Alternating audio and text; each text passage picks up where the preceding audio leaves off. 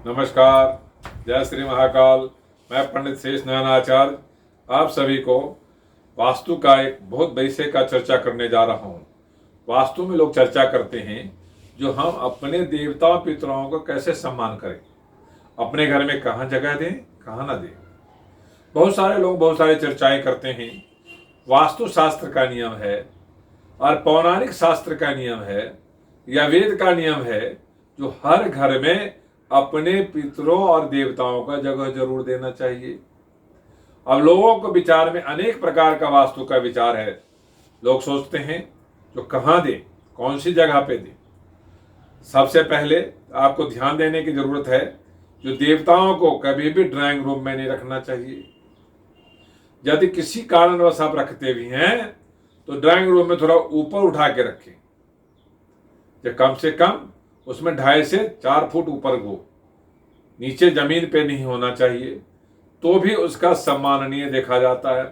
पर लोग उसमें आसन पे बैठ के करते हैं, तो ऐसे स्थिति में कैसे हो सकता है। तो यदि आप ड्राइंग रूम में रखते हैं तो आपको जमीन पे बैठ के नहीं, ऊपर बैठ के पूजा करना चाहिए, क्योंकि वहां उस घर में कोई जमीन पे नहीं बैठता, सब ऊपर ही बैठता है। देवता उससे ऊपर बैठेंगे तभी देवताओं का सम्मान किया जाता है।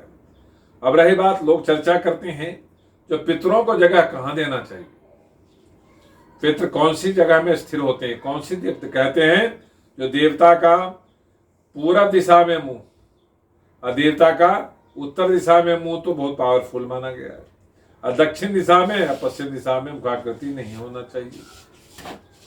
मरकब जो स्थापित के लिए कहा गया है, और जो बिना स्थापित हैं उसके घर में इष्ट के साइड में देवता रख करके वेस्ट में देखता है, और जो व्यक्ति बैठा हो तो इष्ट में देखता है, इष्ट फेस करके यदि पूजा करता है तो ईश्वर वहां पे प्रसन्न होते हैं।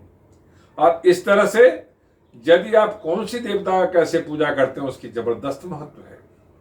अब रही बात जो पितरों को सम्मान कैसे करना चाहिए, तो कहते हैं पितृ यदि मोक्ष प्राप्त कर रहा हो, पितृ यदि पितरों को प्रसन्न करना चाहते हैं तो आपके दक्षिण दिशाओं के दीवार पे जगह देना चाहिए।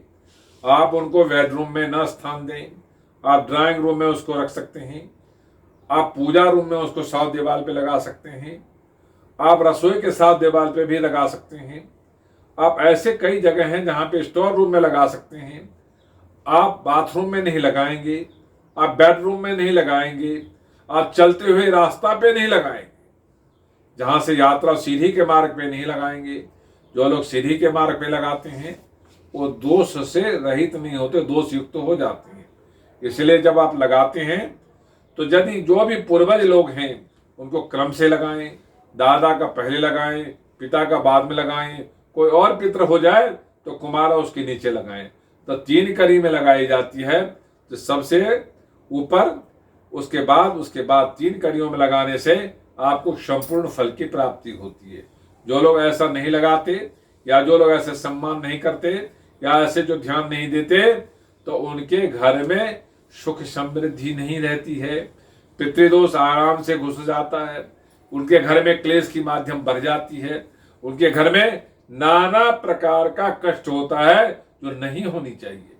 सामाजिक दृष्टिकोण से घर में जो बच्चा शिक्षा प्राप्त करना चाहता है उसमें क्रोध समा जाता है, बच्चा शिक्षा प्राप्त करना चाहता है वो भूलने लगता है, बच्चा शिक्षा प्राप्त करना चाहता है वो कंफ्यूज हो जाता है। इस तरह से कई ऐसे प्रावधान है। यदि आप व्यापार करते हैं, घर में धन लाकर संचय करते हैं तो ऑटोमेटिक कहीं न कहीं वो धन विलय हो जाता है, खराब हो जाता है। कहीं न कहीं ऐसे जगह निवेश हो जाता है, कहीं ऐसे जगह खर्च हो जाता है जिसकी कोई दोबारा पुनः प्राप्ति नहीं होती, वापसी नहीं होता। इस तरह से पितृदोष 3 जगह से इफेक्ट करता है। तो कहते हैं कैसे आदमी को पास्ट से भी इफेक्ट करता है, अब प्रेजेंट में भी इफेक्ट करता है, अब फ्यूचर में भी इफेक्ट करने लगता है। तो ऐसे स्थिति में जो ग्रह होते हैं वो ग्रह कहते हैं यदि आपका पितृदोष है तो ग्रह भी तंग होकर आपको ज्यादा तंग करने लगता है। जैसे आप किसी बात से क्रोधित होते हैं और आपके घर में आपके बच्चे आप क्रोध को देखते हो वो भी आपसे क्रोधित होने लगते हैं, तो आप तंगी आपकी बढ़ जाती, घटती नहीं है। इस तरह से यदि पितरों को आपने दक्षिण दिशा के जो दीवार होता है उसमें यदि जगह देते हैं, स्थान देते हैं, तो आपका पितर प्रसन्न होता है। वहां घी का दिया जलाते हैं। आप अमावस्या वाले दिन, एकादशी वाले दिन, अंधेरे पक्ष में यदि उनको दीपदान करते हैं तो आपके घर में सुख समृद्धि लक्ष्मी की प्राप्ति होती है। यदि एकादशी वाले दिन, अमावस्या वाले दिन अन्न फल का दान करते हैं तो आपके घर में आरोग्यता रहती है, आपका फेम बढ़ता है। आप यदि एकादशी अमावस्या वाले दिन में यदि आप दूध का, मिठाई का, फल का, सफेद रंग का ऐसे वस्तु का दान करते हैं, चावल का, चीनी का, तो आपके घर में लक्ष्मी की बरसात होती है, ऐसा पुराण मानता है, ऐसा गरुड़ पुराण में चर्चा आता है।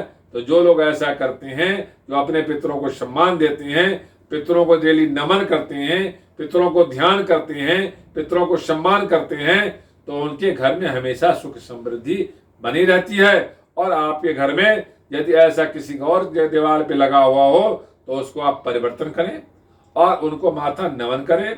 और हर साल में उनके ऊपर जो माला चढ़ाते हैं, जो सुदृढ़ माला चढ़ाते हैं, हर साल पितृपक्ष में उसको परिवर्तन कर देना चाहिए। नहीं तो वर्षांत में उनको परिवर्तन कर देना चाहिए। नहीं, एक माला 10 साल या 5 साल नहीं, 1 साल के लिए निहित होती है। उस माला को परिवर्तन करके जल समाधि दे देना चाहिए, ताकि पितरों को जल की प्राप्ति होती है। घर में हर वस्तु की अमृत की वर्षा होता है, ऐसा शास्त्र मानता है।